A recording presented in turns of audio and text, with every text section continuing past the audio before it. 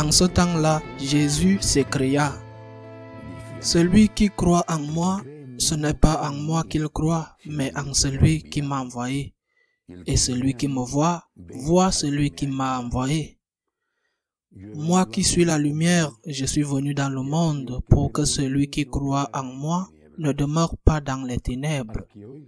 Si quelqu'un entend mes paroles et n'y reste pas fidèle, moi je ne le juge pas, car je ne suis pas venu juger le monde, mais le sauver. Celui qui me rejette et n'accueille pas mes paroles aura pour le juger la parole que j'ai prononcée. C'est elle qui le jugera au dernier jour. Car ce n'est pas de ma propre initiative que j'ai parlé. Le Père lui-même qui m'a envoyé m'a donné son commandement sur ce que je dois dire et déclarer. Et je sais que mon commandement est vie éternelle. Donc, ce que je déclare, je le déclare comme le Père me l'a dit. Acclamons la parole de Dieu. Après avoir dédié une semaine à lire fragment par fragment l'évangile de Saint Jean, à méditer sur le concept de Jésus comme pain de vie, la présence réelle du Christ dans l'Eucharistie. Maintenant, Saint Jean, au cours de cette semaine, nous parle du Christ comme Verbe de Dieu, comme lumière du monde. C'est un concept très typique de Saint Jean, la lumière qui lutte contre les ténèbres. Jésus, lumière.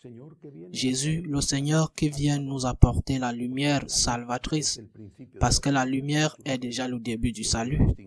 Elle ne suffit pas. Je peux distinguer le bien du mal et pourtant faire le mal et ne pas faire le bien. Mais bon, je dois commencer par distinguer le bien du mal.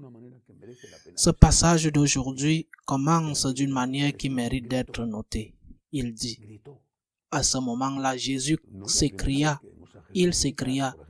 Ce n'est pas la première fois que nous voyons Jésus crier, par exemple lorsqu'il chassait les démons, dans le temple quand il a chassé les marchands. Mais ce n'est pas fréquent de voir Jésus crier. Il était une personne tranquille. Il s'écria. Pourquoi? On crie dans un excès de colère.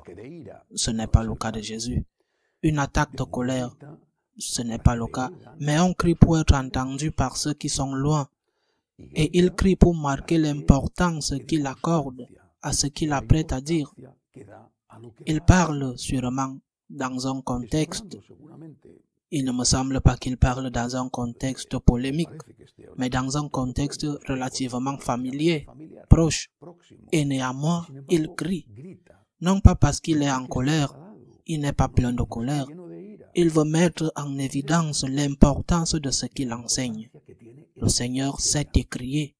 Celui qui croit en moi ne croit pas en moi, mais en celui qui m'a envoyé. Celui qui me voit, voit celui qui m'a envoyé. Je suis venu dans le monde comme lumière, et celui qui croit en moi ne demeure pas dans les ténèbres. Il insiste sur l'importance de son message, et il crie, il veut être très clair. Mes paroles ne passeront pas. Son message est intouchable et il le lit. Il l'unit à la divinité, à Dieu, au Dieu Tout-Puissant, la première personne de la Sainte Trinité, et nous l'appelons Père. Le seul Dieu, si nous l'appelons Sainte Trinité, car ils sont Père, Fils et Saint-Esprit, et il se présente comme l'envoyé du Père. L'évangile d'aujourd'hui termine en disant qu'il dit ce que le Père lui a dit. Il est l'envoyé du Père, il est l'envoyé de Dieu, il est Dieu lui-même. Par conséquent, nier le message de Jésus, essayer de le changer, dire qu'il est dépassé, qu'il faut l'actualiser, c'est aller contre la divinité du Christ. De même que j'ai insisté, parce que c'est ce qu'enseigne l'Évangile, sur le fait que le Christ est dans l'Eucharistie, qu'il est le pain de vie. Celui qui mange de ce pain vivra éternellement, qui nous ouvre les portes du ciel. Tout comme j'ai insisté sur ce point, et j'ai insisté sur le fait que la résurrection est vraie, qu'il y a vie éternelle, je dois insister sur le fait que le message de Jésus ne peut être changé. C'est le cheval de bataille de nos jours. Combien de catholiques, combien Je l'entends depuis mon enfance. Combien de catholiques disent « l'Église doit se mettre à niveau ». Que signifie pour ces catholiques « l'Église doit se mettre à niveau » ? Que nous, les prêtres, devons cesser de porter un signe distinctif et mettre des chemises colorées, si possible multicolores et roses ou de couleur fuchsia. C'est ce que cela signifie pour ces catholiques. Que les religieuses doivent porter des mini-jupes, que nous devons célébrer la messe en jean et non en habit religieux avec l'aube et la chasuble. Non, non. Ils ne sont pas assez simples pour penser à cela. Quand ils disent « l'Église doit rattraper son retard, l'Église doit se moderniser », ils disent que l'Église doit accepter le divorce parce que cela les touche. Accepter le divorce. Ah, mais Jésus a dit, celui qui répudie sa femme et en épouse une autre commet un adultère envers la première femme. Ah, mais c'est très ancien, écoute. Et puis, j'ai peur qu'aujourd'hui je dise des choses que je ne devrais pas dire, mais ça m'irrite beaucoup. Mais écoutez, si vous acceptez que les paroles de Jésus soient dépassées et que ce n'est pas grave si on change ce qui vous intéresse, l'acceptation du divorce pour vous, l'acceptation de n'importe quoi d'autre pour quelqu'un d'autre, alors pourquoi ne pas aussi considérer que les paroles de Jésus sont dépassées quand il dit qu'il est le Fils de Dieu et qu'il est le Sauveur du monde? Il y a un tel manque de tête, de raison, d'intelligence, qu'on tombe dans la bêtise la plus absolue, dans la sottise la plus complète, quand on dit qu'il faut toucher à tel ou tel élément de l'évangile pour le mettre à jour et l'adapter au monde. Parce que si on touche à la moindre virgule de l'évangile, c'est tout l'édifice de l'évangile qui s'écroule, tout entier. Parce que ce que tu veux changer, ce que tu veux adapter l'église et la mettre à jour, c'est ce que tu veux changer. Mais l'autre a le même droit que toi de dire qu'il veut changer autre chose. Et l'autre a le même droit que toi et l'autre de dire que lui, ces deux choses que toi et lui voulez changer, il n'est pas intéressé à les changer, il va en changer une autre. Mais les gens ne le voient pas. C'est qu'il n'y a plus un neurone qui fonctionne dans les têtes. Le Christ est la lumière du monde.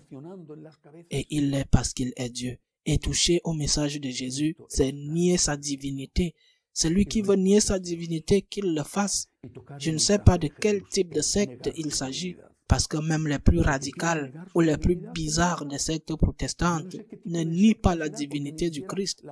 Et aujourd'hui, nous sommes parmi les catholiques, avec un grand nombre de catholiques, y compris des catholiques pratiquants, des prêtres et des évêques.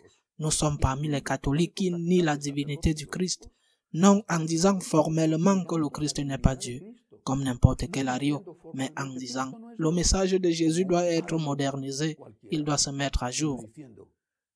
Ceci ne provoque pas un désir de déchirer les vêtements, mais certainement produit un état de choc de voir le peu de tête, et je le répète, le peu de neurones qui fonctionnent dans la tête de certains.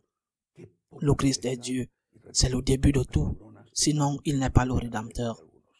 Sinon, nous ferions mieux de déposer les clés et de laisser chacun faire ce qu'il veut. Le Christ est Dieu, et si le Christ est Dieu, ses paroles ne peuvent pas être touchées. Le monde peut faire ce qu'il veut, c'est ce qu'il a toujours fait, mais nous n'allons pas nous adapter au monde.